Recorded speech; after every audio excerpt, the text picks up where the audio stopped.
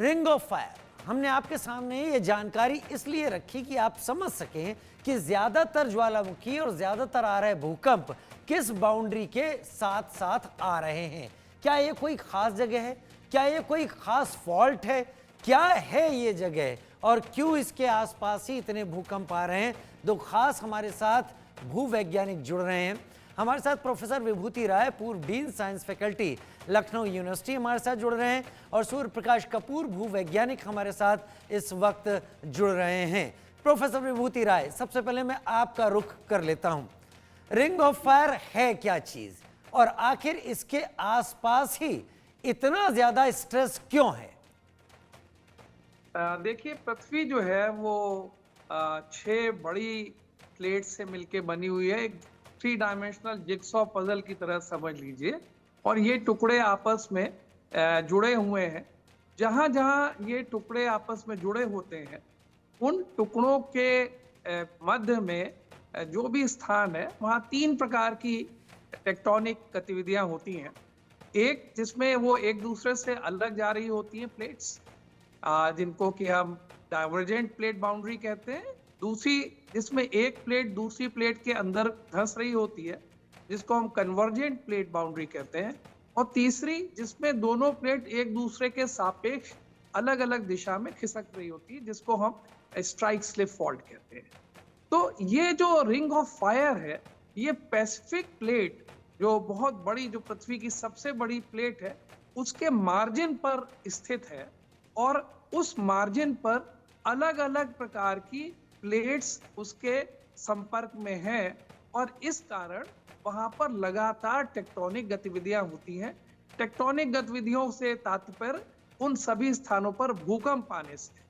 लगभग पृथ्वी के 75% जो भूकंप आते हैं वो इस रिंग ऑफ फायर, ये गोल रिंग नहीं है, ये पैसिफिक प्लेट के चारों तरफ एक ऐसा हिस्सा, हम तस्वीर दिखा रहे हैं प्रोफेसर विभूति राय, वो तस्वीर पूरी दिखा रहे हैं जो न्यूजीलैंड से लेकर चलती है और जापान, इंडोनेशिया ये लेते हुए नॉर्थ अमेरिका और नीचे साउथ अमेरिका तक जा रही है।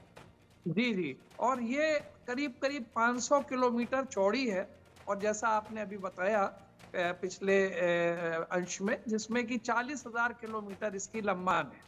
तो ये एक ऐसी बेल्ट है, एक सकरा सा एरिया है जहाँ पे कि सबसे ज्यादा भूकंप भी आते हैं और यहाँ पर सबसे ज्यादा वोल्केनिक इरप्शन भी होते हैं।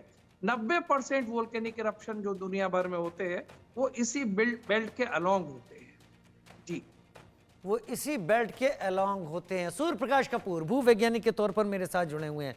सूर्य प्रकाश जी, आपके अनुभव के आधार पर ये रिंग ऑफ फायर कितना सक्रिय है? क्योंकि अभी एक ज्वालामुखी फिलीपींस में फटा है। ये रिंग ऑफ फायर कितना सक्रिय है कि इसमें आ रहे भूकंप बाकी पृथ्वी पर भी अपना असर डाल सकें? और ये रिंग ऑफ फायर अचानक इतना सक्रिय होने के पीछे क्या संदेश है? हाँ, देखिए कि रिंग ऑफ फायर में धरती के सबसे ज़्यादा सबडक्शन जोन्स जो हैं, सबडक्शन जोन्स का मतलब वो होता है यहाँ एक प्लेट दूसरे प्लेट के नीचे घुसती है, वहाँ जाके फिर लावा के अंदर, मैग्मा के अंदर वो पिघलती है। जब वो पिघलती है तो उसका एक बुलबुला उठता है।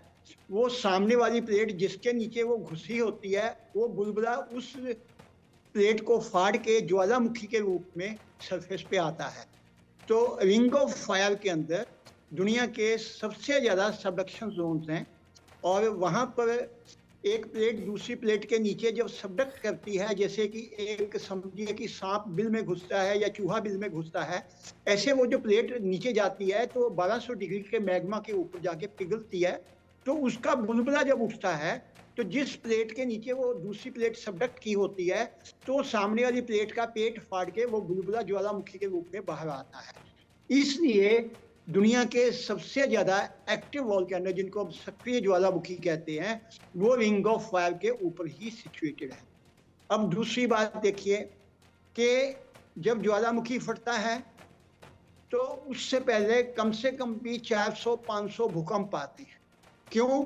क्योंकि जब प्लेट, जो बुलबुला नीचे से आता है, वो जो सामने प्लेट को मेल्ट करके उसका पेट फाड़ के ऊपर आता है, तो वो लिथोस्फेरिक प्लेट की जो एवरेज मोटाई है वो 100 किलोमीटर होती है। तो 100 किलोमीटर की प्लेट को नीचे से मैग्मा 1200 डिग्री का जो है सुराख करता हुआ, उसको झटके देता हुआ, वो अपना रास्ता बना के ज्वालामुखी के रूप में जब सरफेस पे आता है, तो ज्वालामुखी फटने से पहले कम से कम भी 400-500 भूकंप आते हैं, क्योंकि 100 किलोमीटर की प्लेट को उसने फाड़ना होता है, तो वो झटके लगते हैं। तो वो हर ज्वालामुखी फटने से पहले 400-500 भूकंप आना नेचुरल है, क्योंकि 100 किलोमीटर की प्लेट जो है उसको 12 डिग्री का लावा का बुलबुला जो है वो धीरे धीरे मेल्ट करके उसमें क्रैक करके ज्वालामुखी के रूप में बाहर आना होता है।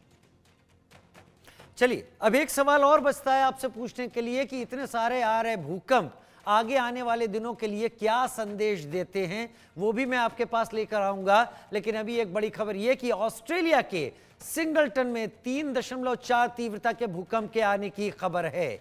न्यू साउथ वेल्स के पास यह भूकंप आया है, महसूस किए गए हैं कोयला खदान के ठीक नीचे 2 किलोमीटर की गहराई में झटके। ऑस्ट्रेलिया भी रिंग ऑफ फायर में आता है, थोड़ी देर पहले ही ये झटके आए हैं। यानी हम काउंट करते चले जाएं पिछले कुछ दिनों में, और 2025 जनवरी से अगर अब तक काउंट करें तो बहुत सारे ऐसे झटके आ चुके हैं जो कि नॉर्मली कहते हैं 2 से 2.5 तक के झटके तो पता भी नहीं चलते कई बार, लेकिन ये उससे ऊपर की तीव्रता के हैं। 3.4 तीव्रता का ये वाला भूकंप जो कि कोयला खदान के नीचे महसूस किया गया ऑस्ट्रेलिया के सिंगलटन में, न्यू साउथ वेल्स के पास ये भूकंप महसूस किया गया है। कपूर साहब, इस बड़ी खबर के साथ मैं आपका ही रुख कर लेता हूं। अब एक और भूकंप की अभी कुछ देर पहले आया है और ये भी रिंग ऑफ फायर में आया है। ये अचानक आ रहे इतने सारे भूकंप मैसेज क्या दे रहे हैं? हाँ, आपने कहा मैसेज क्या दे रहे हैं। अब मैं आपको ये बताना चाहूंगा कि एक तो फिजिक्स होती है और एक मेटाफिजिक्स।